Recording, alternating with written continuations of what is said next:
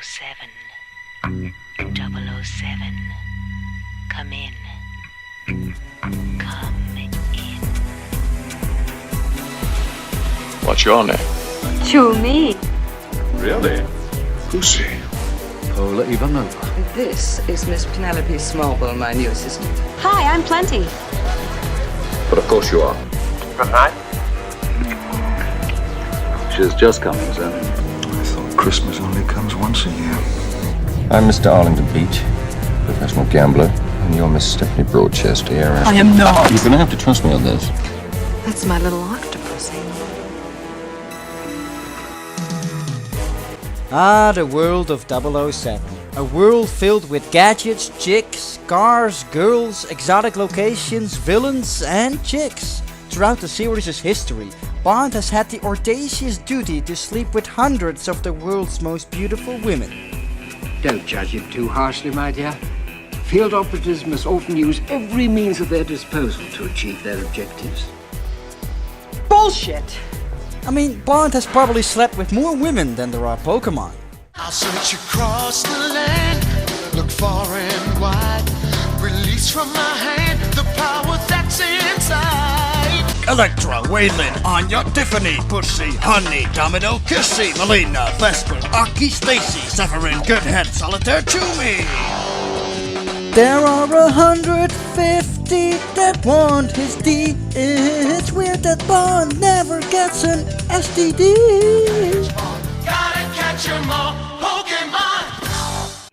So in this episode we're taking a look at my top 10 Bond girls. And by Bond girls I mean the female co-stars that are or end up on Bond's side throughout the films. So we're not looking at the evil henchwomen or femme fatales if you will. I'll do that in a separate episode.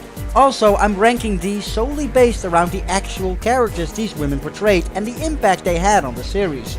Because if I had to rank these women solely based on how hot I think they are, that would make for an entirely different video. You know what? That's a good idea. Top 10 hottest Bond girls. Yeah, I'm definitely doing that too. Forgive me, darling. Your turn will come, I promise.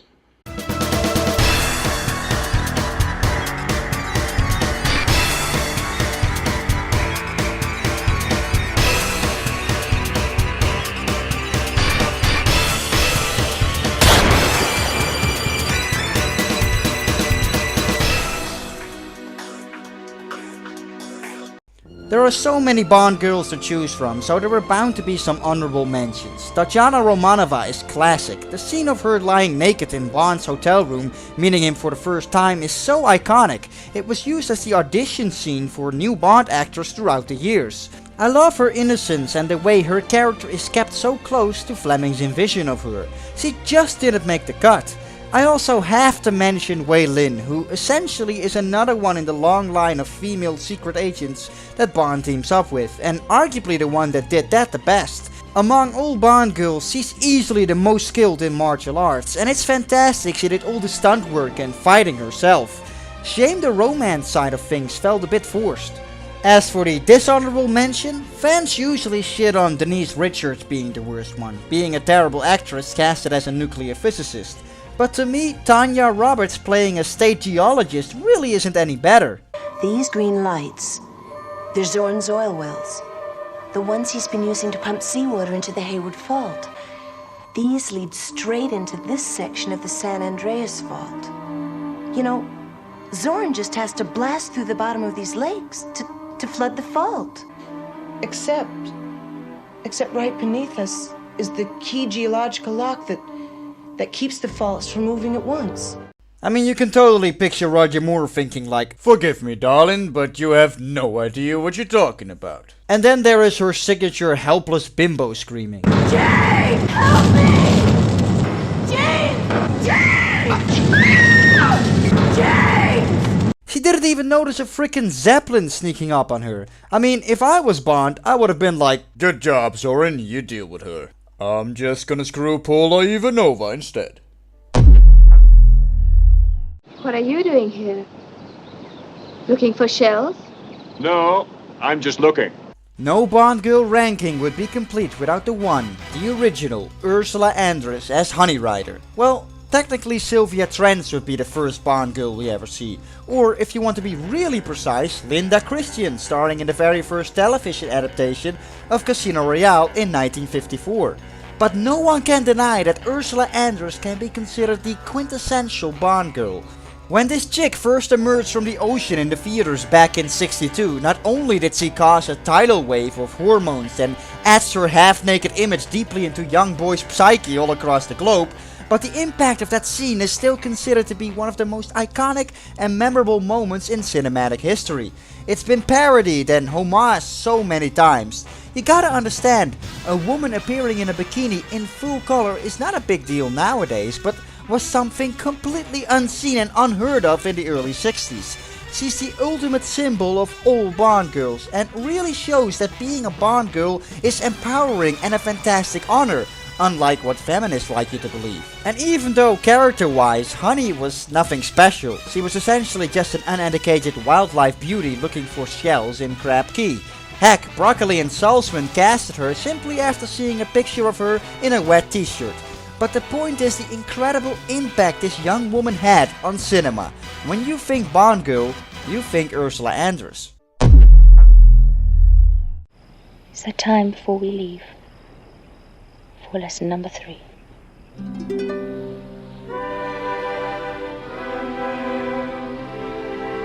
Absolutely. There's no sense in going off half-cocked. Solitaire is a very unique Bond girl, a tarot card reader used by Kananga to predict the future using her psychic powers. I could definitely use my own Solitaire, for the greater good of course. Football match results and lottery numbers, but certainly nothing illegal. She does lose her powers as soon as you have sex with her though. Yeah, no chance I'm ever gonna see those powers in action. It's remarkable though, she's probably the only virgin Bond girl. Well, at least the only one where it's actually stated that Bond takes her virginity. Very much, old darling. Has to be a first time for everyone. It's kind of weird though that makes her lose the powers.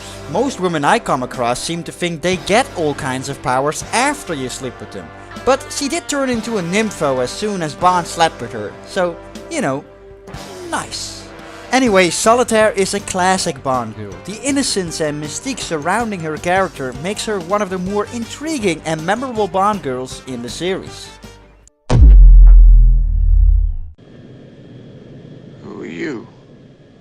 My name is Pussy Galore. I must be dreaming. Speaking of iconic and memorable Bond girls, who doesn't know Miss Pussy Galore? If you think Bond girls only became strong and independent women in the modern times, just look at Honor Blackman back in 1964. She was a tough girl who didn't take crap from Bond. In the novel she was a lesbian, and in the movie that's not officially stated, though it's definitely implied. You can turn off the charm. I'm immune. Of course, Bond manages to overman her and convert her, but hey, he's Bond. Pussy Galore is one of the most beloved and iconic Bond girls in the series. She's strong, she's skilled, she can fly airplanes, wears golden outfits, and has a squadron of chicks with pointy tits backing her up.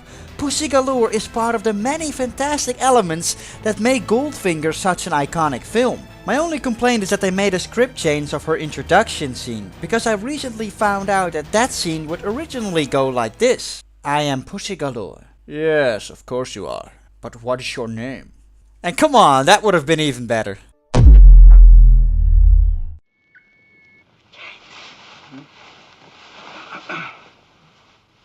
.007 Triple X. Bond, what do you think you're doing? Keeping the British end up, sir. 007 teaming up with a female secret agent is not something out of the ordinary anymore. It was done for the first time in You Only Live Twice with Aki and Kissy, but then it was brought to the next level in 1977's The Spy Who Loved Me. And sure, it was done countless times since with Dr. Goodhead, Pam Bouvier, Jinx, Camille, and the earlier mentioned Wei Lin, but in my opinion it was Barbara Buck who really set the standard for this type of Bond girl. Bond being forced to team up with a KGB agent during the Cold War to take down a megalomaniac supervillain is just timeless. She uses her own nifty little gadgets and outsmarts Bond a couple of times.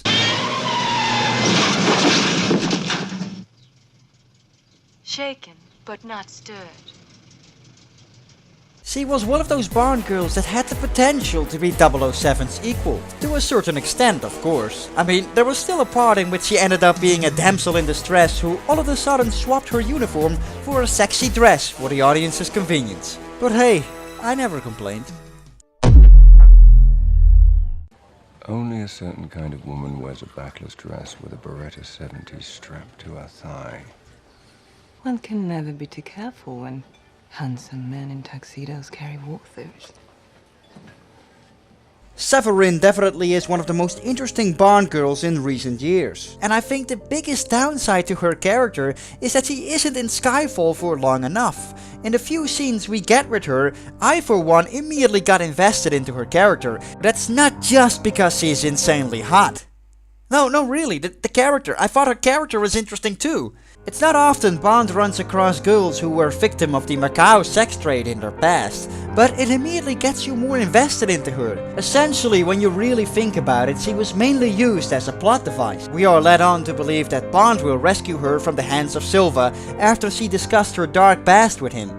But this was really just an easy way to introduce Bond to Silva. It was quite shocking to see her get killed just like that. And yet, Béatrice Marlowe manages to steal every scene she does appear in.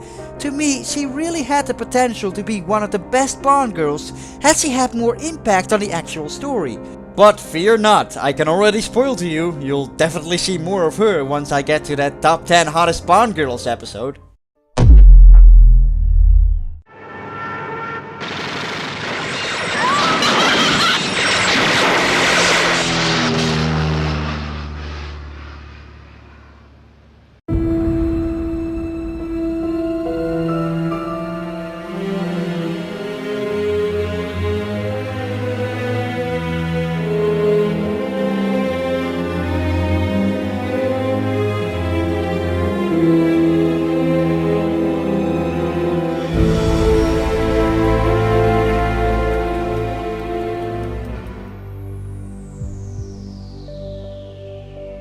You can see it in this girl's eyes. When her parents got killed, something flipped, something inside of her changed.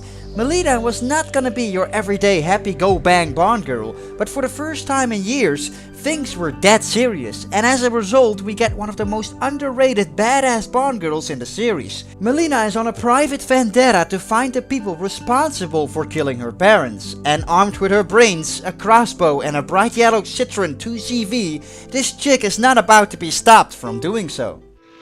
The Chinese have a saying: before setting out on revenge, you first dig 2 graves. I don't expect you to understand. You're English. But I'm half Greek. And Greek women, like Electra, always avenged their loved ones. Melina was one of the more realistic and refreshing Bond girls that Roger Moore's Bond runs across, and I definitely like her for it. A great Bond girl is when they are unique and different to the norm, when they have a little bit of a personal backstory and some relevance to the actual plot. And Melina falls into that description perfectly. Your Royal Highnesses, my lords, ladies and gentlemen, the toast is the bride and bridegroom, Mr. and Mrs. James Bond. Of course, the one and only Bond girl that Bond has married has got to be on the list. Tracy easily is one of the best things to Majesty's. And I made it no secret in my recapping episode of that film that I'm in the minority of people who isn't the biggest fan. However, I am a fan of Tracy, who for me is the main reason to watch the movie. If you read the Fleming novels, you'll know that among all the girls Bond runs across, there were 2 that really had a significant impact on him. And in Majesty's, Diana Rigg translated one of them to the screen in such a masterful way. Her acting is just spot on. You can totally believe that this could be the woman that Bond would lose his heart to. Strong, yet emotional. Skilled, yet deeply damaged. Still, to this day at least, she remains to be the only Bond girl we saw Bond getting married to. And that final scene still is one of the most heartbreaking moments in the series. I sometimes just wish he would have been paired up with Connery's Bond instead though. Having seen his Bond casually sleep around with multiple Bond girls in the past 5 Bond movies and then finally lose his heart to this woman could have really given this movie a greater impact. Well, you can't win them all. Dumb, stubborn, stupid. Uniska Zadice! What's that supposed to mean? Fuck end of horse. You're calling me a horse's ass.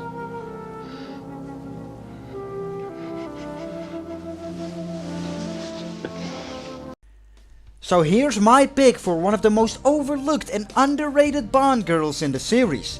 With the more realistic tone of The Living Daylights, we got a very welcomed, fresh take on a sweet and innocent Bond girl who gets mixed up in crazy affairs between the Soviets and British in the midst of the Cold War. She's almost like a more modern Tatiana Romanova. Kara is not a secret agent, a skilled fighter or a dangerous tough girl. She's quite the opposite, but yet her innocence grounds the movie and keeps you invested in her character. She does have her own talents, has relevance to the story and definitely isn't a bimbo. Throughout the film you really get the sense that Bond genuinely started to care for this girl and could actually fall for her.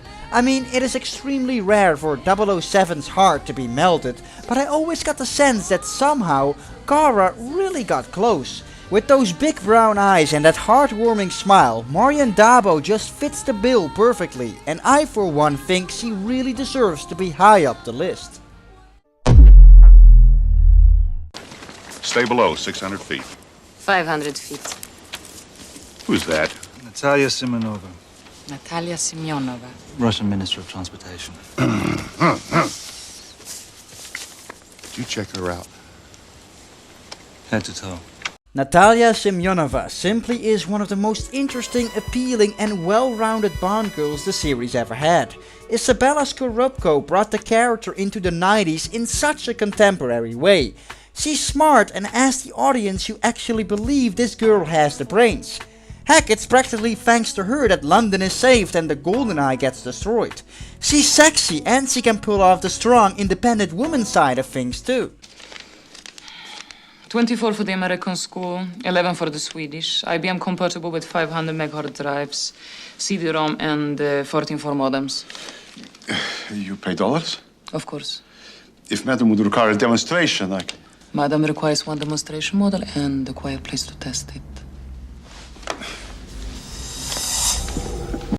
Most of all, Natalia is human. Throughout the film you can't help but become invested into her backstory, being the lone survivor of the GoldenEye blast in Severnaya, and feel for what she's been through. And also, out of all the Bond girls Brosnan gets in his 4 Bond movies, she's easily the one he has the best chemistry with.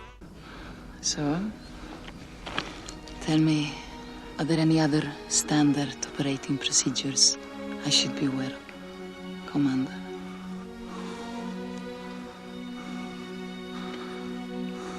Thousands. But I only pay them lip service.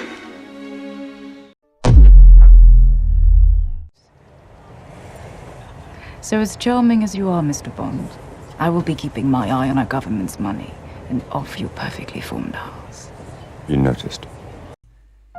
To the average Bond fan, this probably comes as no surprise at all, as Vesper is often considered to be the best Bond girl, and well, to me she definitely is too. In Fleming's first novel, Bond ends up losing his heart to the mysterious Vesper Lind, who ends up falling in love with him as well, but is revealed to be blackmailed into being a double agent and has no choice but to commit suicide in the end. This brings such a scar to Bond's heart that is likely what causes him to never be able to fully give himself to women again, resulting in him becoming the heartless, charming ladies man we know he is today. And in the reboot of the series, we see this saga played out superbly by Daniel Craig and Eva Green. I mean, Vesper just is a Bond girl in a complete league of her own. She's the deepest and most three-dimensional Bond girl that the series ever saw. Of course, a large part of that can be contributed to Fleming's writing, but Eva Green definitely deserves praise for getting this spot on. I think the chemistry between her and Craig is what made this work so extremely well, and what separates her, for me at least, from Tracy, the other Bond girl that had a significant impact on the character of Bond. That's why I said earlier that I just wish Diana Rigg was paired with Connery instead, and see if the whole falling in love part would have been more believable. Because with these two, I completely buy it. You literally see Bond slowly drop his armor throughout the film and eventually giving his all to her, being completely happy and resigning the service. And when she drowns herself at the end of the film, it really has an enormous impact. You can really feel Bond's pain. Vesper's influence on Bond is continued to be seen in the later novels and now also in the later Bond films, like it should be. And I'm so glad they did that. I think in every man's life there are always only one or two girls you come across that are just this tiny extra bit more special than all the others you encounter on your path. During your lifetime, the most beautiful, intelligent, sweet and exotic women can walk into your life, but some will just have that extra spark, even if you don't end up with them. And in Bond's case, that one is Vesper. And that concludes my top 10 Bond girls. How did you like the list and what would yours be? Be sure to share your thoughts.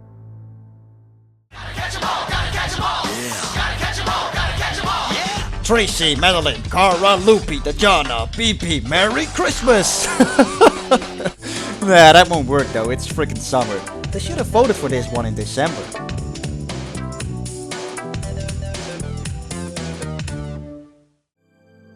Are you a fan of my work and you just can't wait for other episodes or content to come up to the channel? Well, you can now join the DBF community on my Patreon page. Supporting my channel grants you access to all my latest videos 2 weeks before the regular viewers get to see it.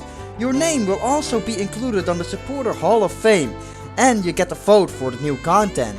And as a bonus for signing up, you will receive a personal thank you video from me, as well as these custom Blu-ray covers that I designed myself. These will all be received by email immediately, so you can pop them out of your printer and put them in empty Blu-ray covers to have your own DBF Blu-ray collection on your shelf. All support for giving back to my channel is appreciated immensely. You can find the link in the description and make sure you subscribe to the channel. Thanks a lot, guys.